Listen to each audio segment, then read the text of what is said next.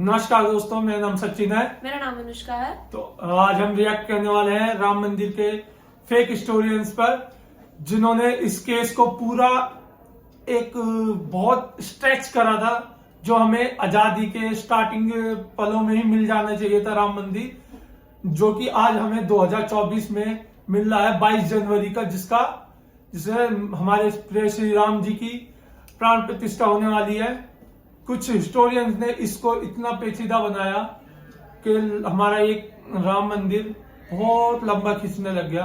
तो इस वीडियो के थ्रू हम जानेंगे क्या क्या उसमें हुआ और किस तरीके से उन फेक हिस्टोरियन ने इस मंदिर को सबूतों को गलत ठहराया या उसको लंबा खींचा। तो चलिए दोस्तों, देखते हैं। मेरे कुछ मुस्लिम दोस्त हैं जो कन्विंस्ड हैं कि मस्जिद की जगह पर ये राम मंदिर बनाया जा रहा है और मुसलमानों के साथ ये बहुत बड़ा डिस्क्रिमिनेशन हुआ है। इसी इशू को एड्रेस करने के लिए हम ये वीडियो बना रहे हैं, समझने के लिए कि कुछ मार्क्सिस्ट हिस्टोरियंस के बायसेस की वजह से ये पूरा मिसकंसेप्शन फैला है, जिनकी सुप्रीम कोर्ट ने ऑलरेडी गजब बेइज्जती कर दी, क्योंकि उन्होंने कोर्ट को, हिंदुओं को और मुसलमानों को सबको गुमराह करने का भरपूर प्रयास किया है। इसीलिए भारत के हर एक नागरिक को इस केस के बारे में और इन मार्क्सिस्ट हिस्टोरियंस के द्वेष फैलाने वाले झूठों के बारे में पता होना चाहिए। तो चलिए शुरू करते हैं।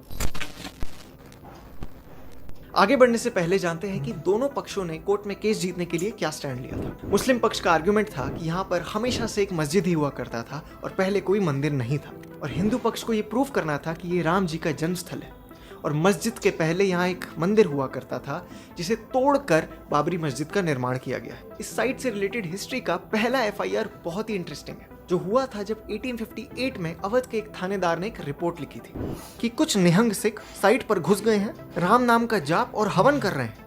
इस जत्थे के लीडर बाबा फकीर सिंह खालसा ने श्री भगवान का एक सिंबल भी स्थापित किया है। इस FIR को करने वाले का नाम और उनकी डेजिग्नेशन भी FIR में लिखी हुई है, विच सेज सैयद मोहम्मद खातिब, मुजीन ऑफ मस्जिद जन्म स्थान। मस्जिद जन्म स्थान, किसी मस्जिद का इतना वियर्ड नाम मैंने तो कभी नहीं सुना, और शायद आपने भी नहीं सुना। ये बात कहीं ना कहीं सबको पता थी कि मस्जिद जन्म स्थान कहीं ना कहीं श्री राम जी का ही जन्म स्थल है। इनफैक्ट 1989 में एमिनेंट मुस्लिम क्लरिक्स और लीडर्स के बीच में ऐसे डिस्कशन भी हो रहे थे कि इस मस्जिद की हमारे लिए इतनी इंपॉर्टेंस नहीं है, तो हमें हिंदुओं को ये स्थान वापस दे देना चाहिए। लेकिन तब एंट्री होती है मार्क्सिस्ट हिस्टोरियंस की, जैसे कि professor Irfan Habib, RS Sharma, doctor Jha और रोमिला थापड़ की, जिनके अंडर पूरी कैंपेन चलाई गई, जिसमें उन्होंने बुक्स, फेक आर्टिकल्स और पेपर्स के थ्रू भोले भाले हिंदुओं को और मुस्लिम लीडर्स को कन्विंस किया कि नहीं, यहाँ पर हमेशा से एक मस्जिद ही था। उन्होंने ASI के फॉर्मर हेड डॉक्टर BB लाल के एक्सकवेशंस के रिपोर्ट के बारे में भी झूठ फैलाया और मुस्लिम ऑर्गेनाइजेशन को सलाह दी कि आप साइट का कंट्रोल वापस लेने के लिए केस लड़ते रहिए। अब ये बहुत बड़ी गलती साबित होने वाली थी, जिसकी वजह से इनका पूरा प्रोपेगेंडा बस्ट हो गया। 2002 में इलाहाबाद हाईकोर्ट के लखनऊ बेंच में टाइटल केस की सुनवाई हुई। उसमें इन हिस्टोरियंस के दम पे मुस्लिम साइड ने दलील दी कि राम वर्शिप एक बहुत ही रीसेंट फिनोमेनन है और 18वीं सेंचुरी के पहले राम जी की पूजा नहीं हुआ करती थी। इसके अगेंस्ट पहला एविडेंस दिया हिंदू पक्ष ने विलियम फिंच के नाम के एक इंग्लिश मर्चेंट कम ट्रैवलर के रिकॉर्ड्स में से। जब वो 1610 में अवध आए थे, राम जन्मभूमि के साइट के लिए उन्होंने रामकोट नाम का इस्तेमाल किया है। उन्होंने लिखा है कि अयोध्या में बहुत से ब्राह्मण रहते थे और दूर दूर से हिंदू यहाँ विजिट करके सरयू नदी में स्नान किया करते थे। व्हाट्स इंटरेस्टिंग कि इन्होंने अयोध्या में मुस्लिम प्रेजेंस के बारे में कोई वर्णन नहीं किया है। दूसरा एविडेंस एक जेसुइट प्रीस्ट स्टीफन थैलर का था, जिसने 1740 में भारत विजिट किया और अवध में ट्रैवल करते समय अपने जर्नी का डॉक्यूमेंटेशन किया। उसमें उन्होंने लिखा कि यहाँ पर हिंदुओं ने एक क्रैडल या पालना बनाया था और उसकी पूजा किया करते थे। उन्होंने ये भी लिखा कि रामनवमी के दिन दूर दूर से हिंदू आकर इस जगह को विजिट किया करते थे, और इन्होंने भी मुस्लिम प्रेजेंस के बारे में कोई वर्णन नहीं किया है। चलो, हो सकता है कि इन एविडेंसेस के बारे में उन हिस्टोरियंस को ना पता चला, लेकिन दो ऐसे और एविडेंसेस हैं जिसकी वजह से लेफ्टिस्ट हिस्टोरियंस को बहुत ज़्यादा शर्म झेलनी पड़ी है। जब 2010 में ये केस इलाहाबाद हाईकोर्ट में था, तब उन्होंने ASI को साइट के एक्सकवेशंस करने का ऑर्डर दिया था। उन एक्सकवेशंस में ASI ने अपनी रिपोर्ट दी कि ये साइट 2nd सेंचुरी मिलेनिया से लगातार यूज हो रही थी और इसे कभी भी हैबिटेशन के लिए यूज नहीं किया गया। मतलब इस जगह को रहने के लिए कभी भी यूज नहीं किया गया था। यहाँ पर सिर्फ और सिर्फ पूजा पाठ और उससे रिलेटेड स्ट्रक्चर्स मिले थे। एक के बाद एक यहाँ पर कई बार सेक्रेट स्ट्रक्चर्स बने हैं और तोड़े गए हैं, और ये सारे ही सनातन ओरिजिन के हैं। आगे केस में हिंदू वकीलों ने ये क्लेम किया कि बाबर के इस मंदिर को क्षति पहुंचाने के बाद भी इस एरिया में बहुत ज़्यादा मुस्लिम्स मौजूद नहीं थे और इस मस्जिद को अपने वर्शिप के लिए भी यूज़ नहीं किया करते थे। यानी कि ये साइट उन मुसलमानों के लिए कोई खास रिलीजियस इंपॉर्टेंस नहीं होल्ड करती थी और हिंदू पक्ष के इस क्लेम को मुस्लिम पक्ष बिल्कुल भी चैलेंज नहीं कर पाए। उन्होंने एक भी एविडेंस अपने पक्ष में नहीं डाला ये प्रूव करने के लिए कि 1528 से 1858 तक ये साइट मुस्लिम यूज़ किया करते थे। ना यहाँ नमाज पढ़ी जाती थी और ना ही यहाँ से अजान बोला जाता था। सारे के सारे मुस्लिम क्लेम्स 1855 के बाद के ही हैं। दूसरा एविडेंस तो बहुत ज़्यादा शर्मनाक है। जब 1991 में विवादित ढांचे को गिराया गया था तब उसकी दीवार से एक इंस्क्रिप्शन निकल के गिरा। वीडियो में साफ दिख रहा था कि ये संस्कृत या किसी और एंशिएंट इंडियन लैंग्वेज में लिखा है। ये एक बहुत बड़ा प्रूफ था कि यहाँ पहले ज़रूर कोई और आर्किटेक्चर रहा होगा। तब इरफान हबीब और उनकी गैंग ने क्लेम किया कि ये इंस्क्रिप्शन किसी प्राइवेट कलेक्शन में से लाकर यहाँ पे फॉल्स एविडेंस की तरह प्लांट किया गया और जब इस बात को प्रूव नहीं कर पाए तो 3-4 साल बाद अपना क्लेम फिर बदल लिया और तब कहा कि नहीं एक्चुअली ये तो त्रेता का ठाकुर नाम का इंस्क्रिप्शन है जो लखनऊ म्यूजियम से चुरा के विवादित ढांचे में छुपाया गया है।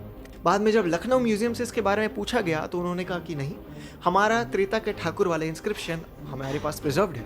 बाद में इन्वेस्टिगेशन पे पता चला कि ये एक्चुअली विष्णु हरि इंस्क्रिप्शन है जो कि 12th सेंचुरी में बनाया गया था और उसमें लिखा हुआ है ये मंदिर उस विष्णु के जन्म स्थान का है जिसने बाली और 10 सर वाले का वध किया था। वैसे तो और कई एविडेंसेस मिले हैं सत्य को सामने लाने के लिए, लेकिन इन बायस्ड हिस्टोरियंस को एक्सपोज करने के लिए इतने ही काफी है। In fact the court was also shocked कि अपने झूठ को प्रूव करने के लिए ये लोग कितनी हद तक गिर सकते हैं। इस मंदिर के पुनर्निर्माण के लिए कई लोगों ने बहुत बलिदान दिया है, लेकिन इनमें से कुछ हिस्टोरियंस और आर्कियोलॉजिस्ट का बहुत बड़ा हाथ है, जैसे कि प्रोफेसर बीबी लाल, जिन्होंने सबसे पहले दावा सामने रखा कि हाँ, उस मस्जिद के नीचे भगवान राम का मंदिर था। आर्कियोलॉजिस्ट के मोहम्मद, जिन्होंने ये प्रूव किया कि मस्जिद के नीचे जो कुछ पाया गया है वो एक मंदिर का अवशेष है। इनके अंडर में ही 1976 में मंदिर के 12 पिलर्स पाए गए जिसपे बने अष्टमंगल साइन को पहचान कर के मोहम्मद जी ने प्रूव किया था कि ये मंदिर के अवशेष हैं। इसके अलावा के मोहम्मद जी ने दंतेवाड़ा टेम्पल, बातेश्वर टेम्पल कॉम्प्लेक्स और भोजेश्वर टेम्पल को भी रेनोवेट करवाया। अपनी ऑटोबायोग्राफी आई एम इंडियन में उन्होंने लिखा है कि कैसे प्रोफेसर इरफान हबीब मुस्लिम एक्सट्रीमिस्ट के साथ देते और राम मंदिर पे झूठ और प्रोपेगेंडा फैलाने का काम करते थे।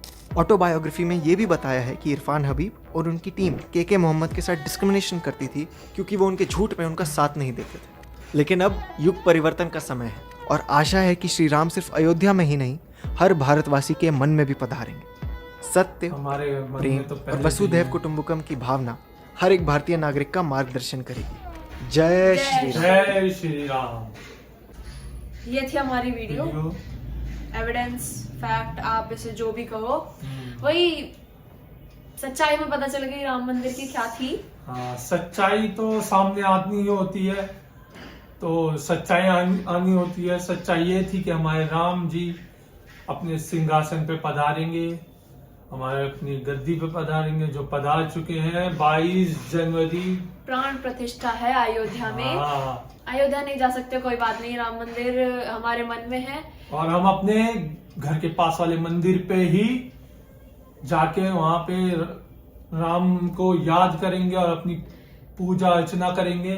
तो गाइस, हमारे चैनल को लाइक, शेयर, सब्सक्राइब करना बिल्कुल भी ना भूले और जो ओरिजिनल क्रिएटर हैं उनका लिंक हम डिस्क्रिप्शन में दे देंगे। वहां से भी उन वीडियो को वॉच करना, हमें भी सपोर्ट करना। बाकी 22 जनवरी को इस तरीके से मनाइए जैसे दिवाली दोबारा लौट रही है। तो गाइस, मैं तो बम पटाखे फोड़ूंगा। स्टार्ट हो गई है हमारे यहाँ वैसे। तो बाय बाय। जय श्री राम। जय श्री राम।